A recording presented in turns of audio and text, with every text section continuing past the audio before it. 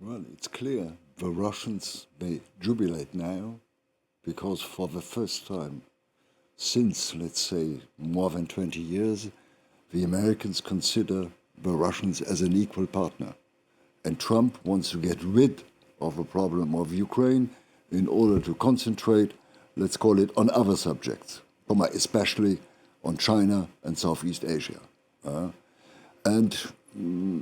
For me, it's interesting to see that the Europeans have approached this stage without any concept, without any strategy at the end of the day.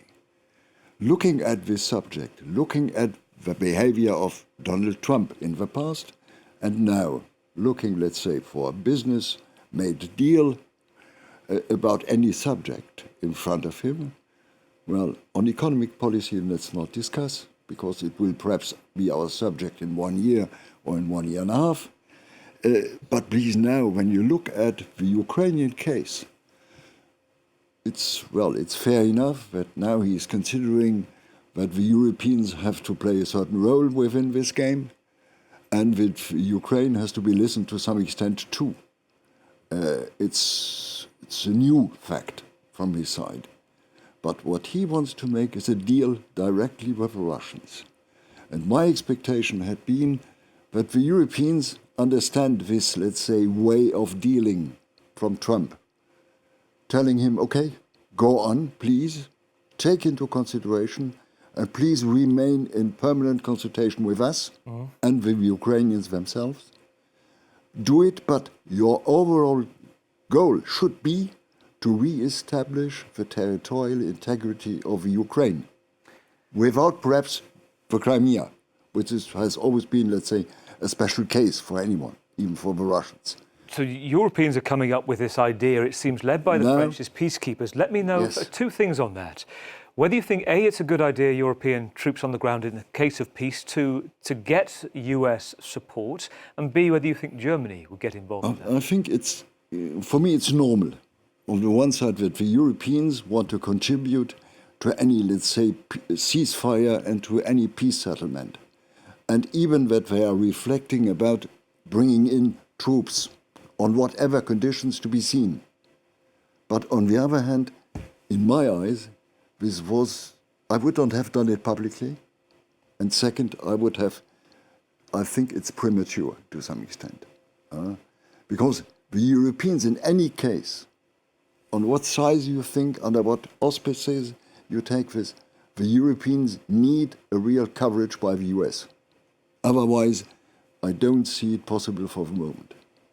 Very briefly, we've heard from one very senior former NATO figure, former Supreme Commander to Europe, talking about, to the press today, this is James Stavridis, NATO is in its final days and that Europe has to come up with something else that he called ETO, the European Treaty Organization, because of the unreliability of Trump in future. Overblown? NATO will not disappear, in my view, but there will be a restriction of the relation between the Americans and us. I've proposed last year to the Europeans, please go on and propose to the US a new transatlantic pact with another European responsibility with regard to defense and security policy. This means strategic autonomy of the Europeans, yes, as a goal, let's say in the next 5 years, but please go on with, be active, proactive, and a bit offensive towards the Americans. Either you get the administration of Harris or of Trump. Do this in order to show up to the Americans that the Europeans take their responsibilities.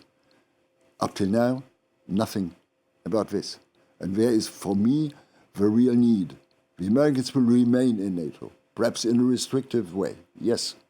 But on the other hand, the Europeans should take now their responsibility and create, let's call it a European Defense Organization, or what we call in the old jargon of the past, the European pillar in NATO, with a certain autonomy of the Europeans. But therefore you need a certain series of agreements and of arrangements. I give you a simple example. The question to the Americans, are you ready that SHAPE, the Allies headquarters in Mons in Belgium, is at our European disposal at the same time? Yes or no? The Americans did never like this question. And therefore the immediate answer of the Europeans has to be, we create either immediately a European common headquarter. It's an old question on the table of the Europeans, never answered. Or we use a national headquarter as we have done in the past for smaller operations in Europe. But this is one of the key questions, to define for the future our relation with the US. Because the US are nearer to us than the Chinese and then the Russians.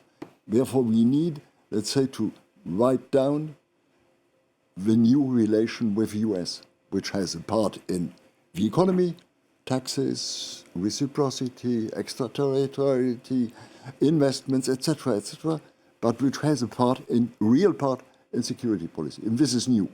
Joachim, with all the sound and fury, we need a calm voice, particularly in Europe, with you in the room. Joachim Bitterlich, thank you.